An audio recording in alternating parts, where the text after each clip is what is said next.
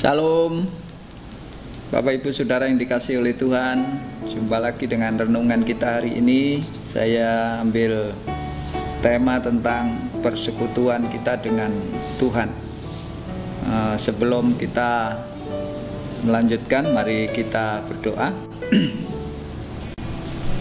Bapa kami yang ada di surga, di dalam nama Tuhan Yesus kami naikkan syukur dan terima kasih buat anugerah-Mu yang berlimpah bagi kami. Sampai hari ini kami boleh menikmati kehidupan yang indah dalam perlindungan-Mu, kesehatan, semua karena anugerah-Mu bagi kami. Dan hari ini berkati kami dengan renungan ini, urapi kami dengan kuasa Roh Kudus-Mu, supaya apa yang kami dengar, apa yang kami saksikan, yang kami perhatikan sungguh-sungguh berdampak membawa kami mengalami pemulihan dalam banyak hal dengan satu tujuan, supaya nama-Mu dipermuliakan di tengah-tengah kami. Terima kasih Bapa di surga, di dalam nama Tuhan Yesus kami menaikkan syukur doa kami kepadamu. Haleluya, amin. Bapak Ibu dan Saudara yang dikasihi oleh Tuhan, kalau kita bicara persekutuan, itu tentunya terjadinya komunikasi lebih dari satu orang. Tapi di sini persekutuan yang kami maksudkan adalah persekutuan di dalam Tuhan. Jadi manusia mengalami persekutuan dengan Tuhan, dan itu memang tidak dipahami oleh banyak orang. Tapi ada daerah tertentu yang mengalami itu, cuman perlu disempurnakan di dalam Yesus, yang disebut manunggaling kawula lawan Gusti, atau disebut menyatunya umat dengan Tuhannya di dalam batin. Nah, dalam hal ini saya rindu untuk kita menyimak baik-baik kebenaran firman Tuhan yang mendasari persekutuan manusia dengan Tuhan yang benar.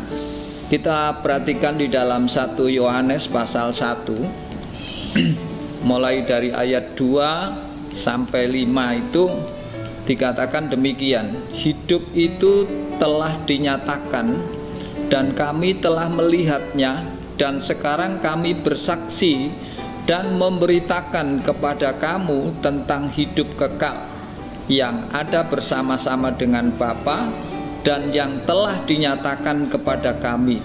Ayat 3, apa yang telah kami lihat dan yang telah kami dengar itu kami beritakan kepada kamu juga, supaya kamu pun beroleh persekutuan dengan kami. Dan persekutuan kami adalah persekutuan dengan Bapa dan dengan anaknya Yesus Kristus.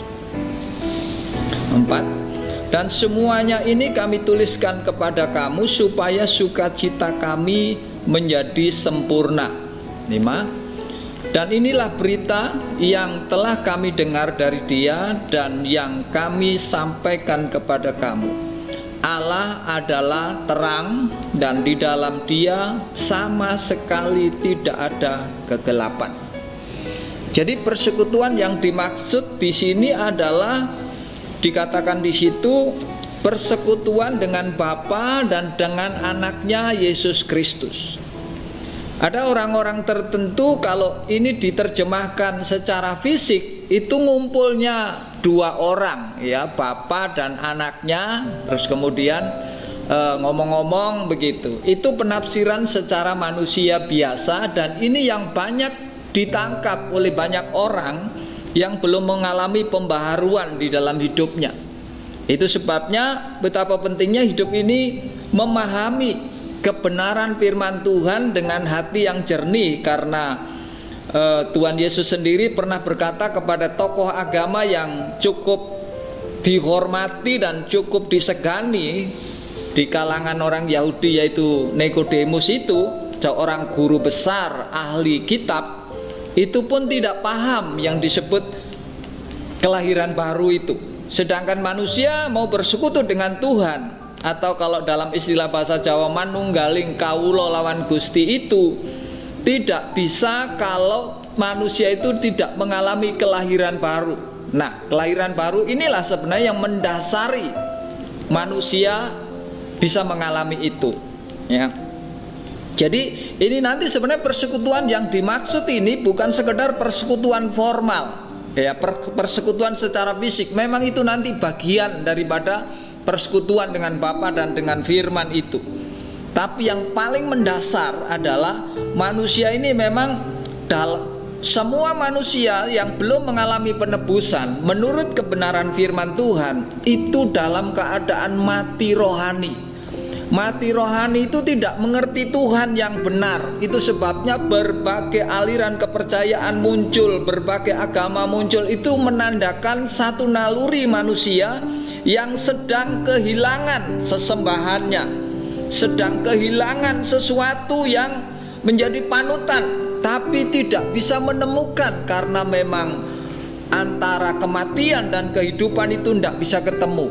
Manusia yang sebagai keturunan Adam yang lahir dari bapak ibunya sebagai manusia jasmani, itu Alkitab mengatakan sedang dalam keadaan mati rohani. Itu ayatnya jelas di dalam Efesus pasal 2. Itu disebutkan bahwa manusia ini sedang keadaan yang belum mengenal Tuhan. Dikatakan di situ, kamu dahulu sudah mati karena pelanggaran-pelanggaran dan dosa-dosamu. Jadi sebenarnya pelanggaran dan dosa itu yang dimaksud di sini adalah terpisahnya manusia dengan Allah yang Maha Kuasa, terpisah sama sekali. Itu maka keadaan manusia yang belum mengalami penebusan, pikirannya gelap, kehidupannya tidak mengerti kehendak Tuhan itu yang mana. Taunya hanya baik dan jahat. Tapi baik dan jahat itu pun masih terkurung di dalam manusia lama yang tidak mengerti Tuhan, nggak ngerti yang benar menurut Tuhan itu diterjemahkan masing-masing sesuai dengan kebenarannya. Dengan bukti real, banyak orang-orang gara-gara agama berkelahi satu dengan yang lain. Ini menunjukkan bahwa manusia belum mengenal kebenaran. Karena kebenaran firman Tuhan mengatakan di mana ada kebenaran, di situ tumbuh damai sejahtera. Nah, saya berharap kita diperlengkapi oleh kebenaran ini nanti. Jadi permulaannya bagaimana supaya manusia ini mengalami kehidupan dulu, dihidupkan dari kematian rohani ini, dihidupkan. Baru di sana nanti bisa connect, bisa memiliki iman kepada Tuhan. Ya. Ini hal yang paling mendasar dalam kehidupan. Jangan bangga kalau kita sudah menjadi tokoh agama tapi belum mengenal kebenaran. Jangan bangga kalau kita sudah bisa mengerti banyak firman dari agama manapun, tapi kalau belum mengalami persekutuan dengan Tuhan yang berdampak mengubah sebuah kehidupan kita. Ya. Jadi kalau menurut kebenaran firman Tuhan, manusia ini yang belum di dalam Tuhan mengalami kematian itu, tahap pertama Tuhan menghidupkan manusia itu dulu oleh Roh Tuhan yang masuk di dalam pribadinya melalui kasih karunia di dalam Kristus Yesus. Coba kita perhatikan di 1 Korintus 15 ayat 45. Di sana dijelaskan bahwa Adam itu manusia pertama sebagai makhluk hidup. Ya, 1 Korintus 15 ayat 45. Yang punya Alkitab di HP itu gampang sekali diklik untuk dicari. Ya.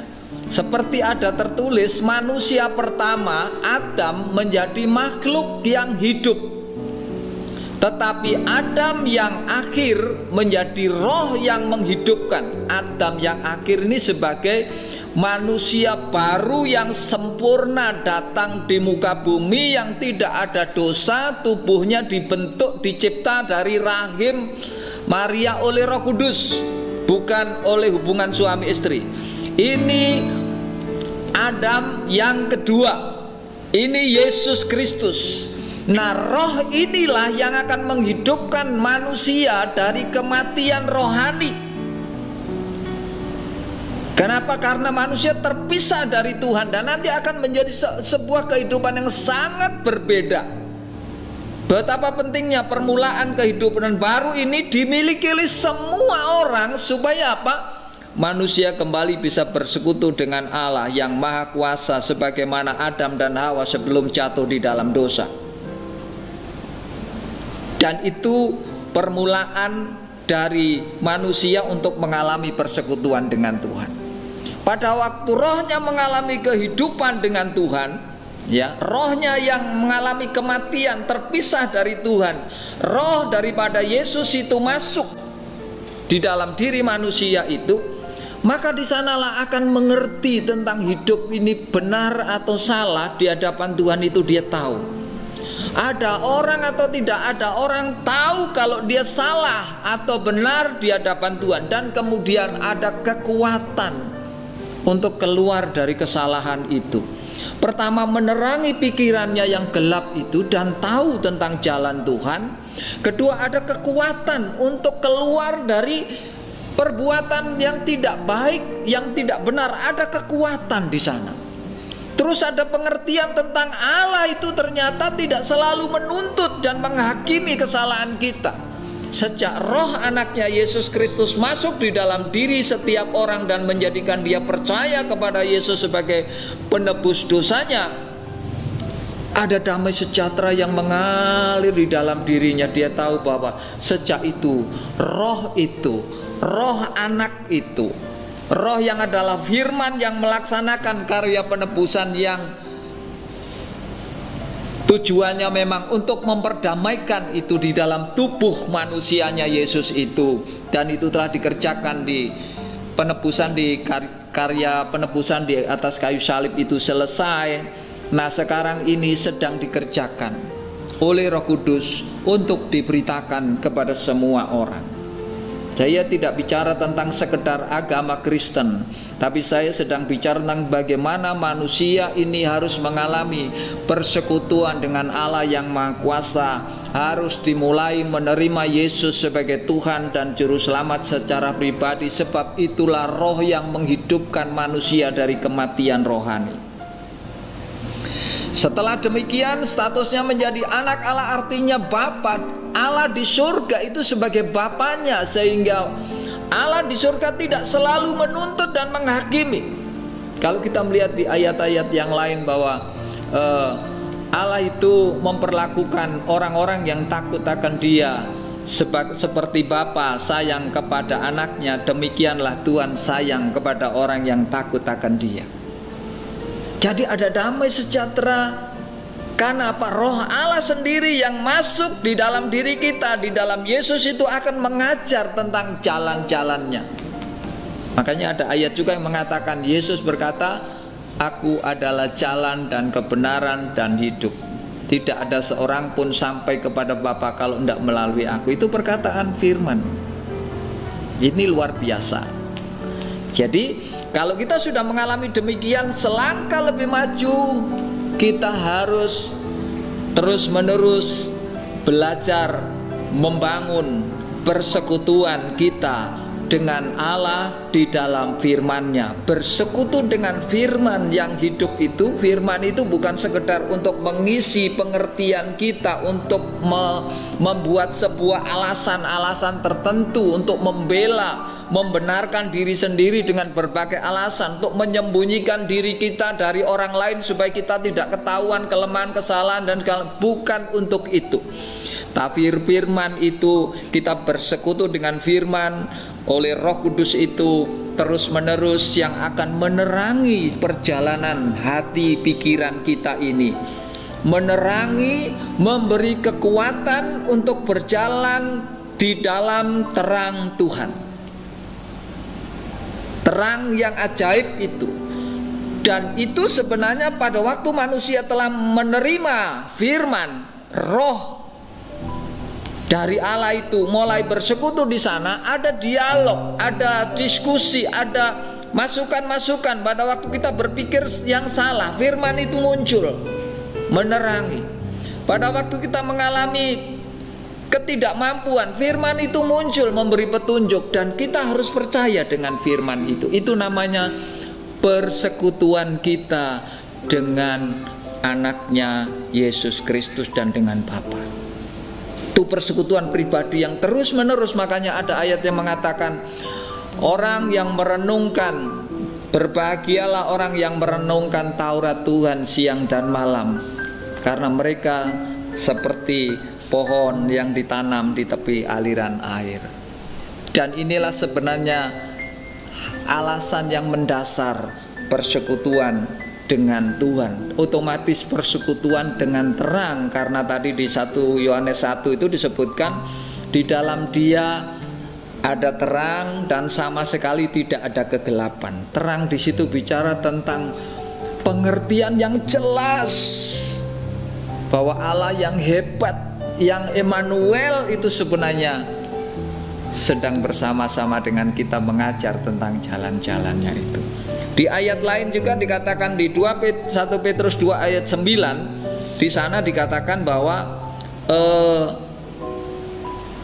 kita orang-orang yang di dalam Kristus ini disebut bangsa yang terpilih, imamat yang rajani, bangsa yang kudus, umat kepunyaan Allah sendiri, supaya kamu memberitakan perbuatan-perbuatan yang besar dari Dia yang telah memanggil kamu keluar dari kegelapan kepada terangnya yang ajaib. Jadi memang itu identitas atau perjalanan umat manusia ini harus keluar dari kegelapan kepada terang yang ajaib, dijadikan sebuah umat, sebuah bangsa yang telah dikuduskan oleh Tuhan karena taat kepada firman itu. Ini identitas kekristenan yang sejati. Ini identitas orang-orang yang punya persekutuan dengan Tuhan. Nah, otomatis orang-orang yang punya persekutuan dengan Tuhan ini akan terekspresi di dalam berbagai gaya hidup. Tatanan-tatanan firman mengatakan bahwa jangan menjauhkan diri dari persekutuan ibadah seperti yang dibiasakan oleh banyak orang. Ya, persekutuan komunitas kecil untuk beribadah itu wajib, bukan sebagai perintah, tapi sebagai ekspresi daripada persekutuan Tuhan yang benar akan terkoneksi dengan sebuah gaya hidup, harus bersekutu satu dengan yang lain. Untuk nanti beberapa ayat di bawahnya ini yang akan mendasari. Ya.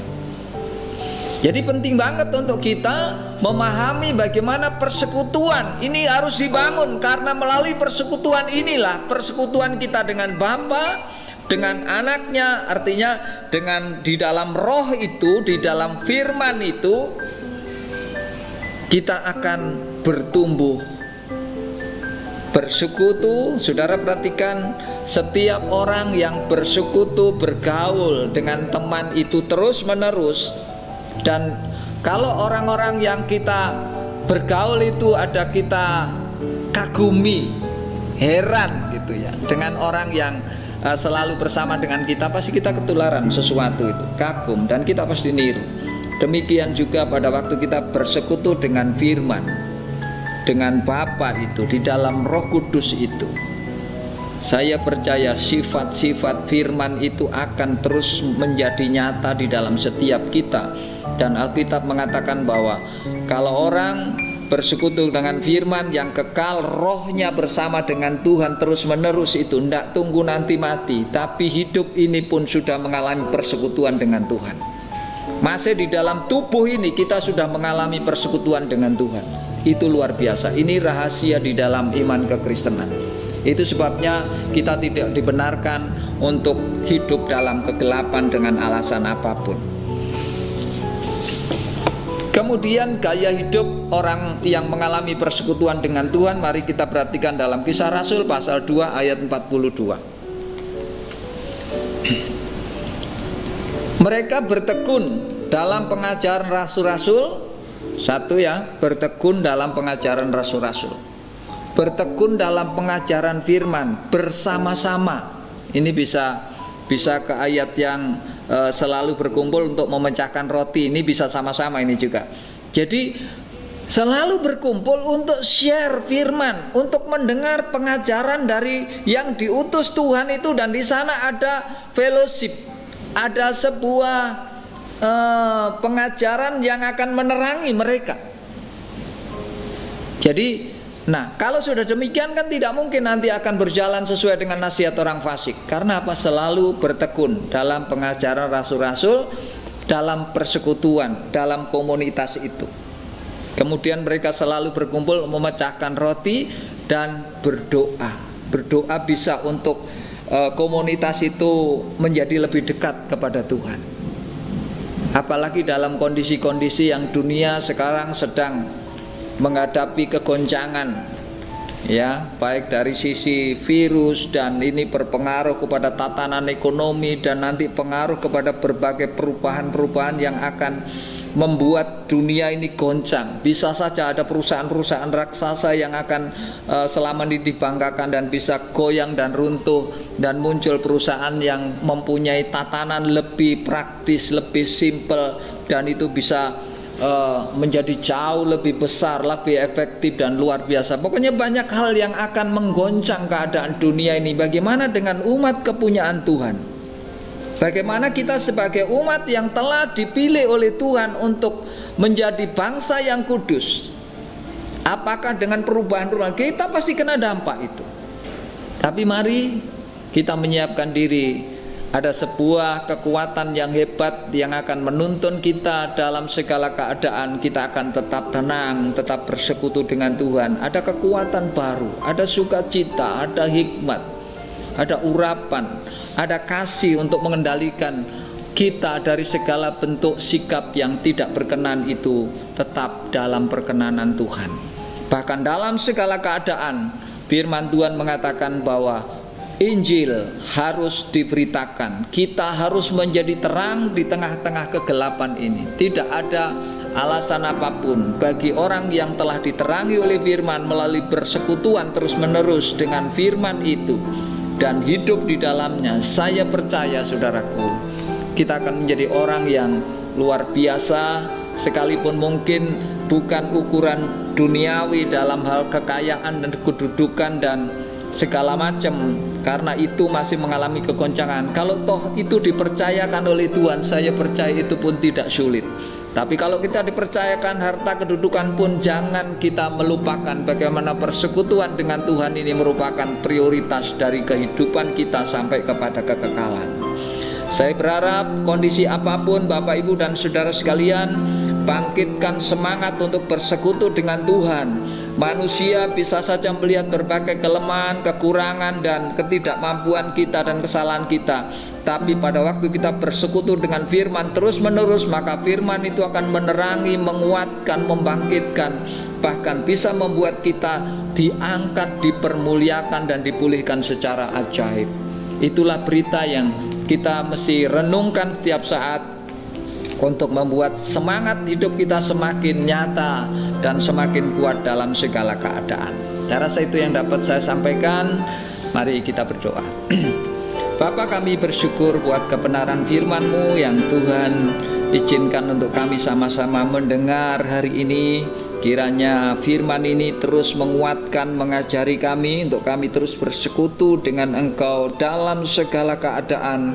Sebab Engkaulah kekuatan kami, Engkaulah penghiburan kami, Engkaulah perisai kami, dan Engkaulah Tuhan yang menyediakan semua keperluan kami sesuai dengan kekayaan dan kemuliaan yang ada dalam Kristus Yesus itu. Terima kasih Bapa di surga, terpujilah nama-Mu. Kami kembalikan segala pujian, hormat, dan syukur kepada Bapa di surga di dalam nama Tuhan Yesus Kristus. Haleluya, amin.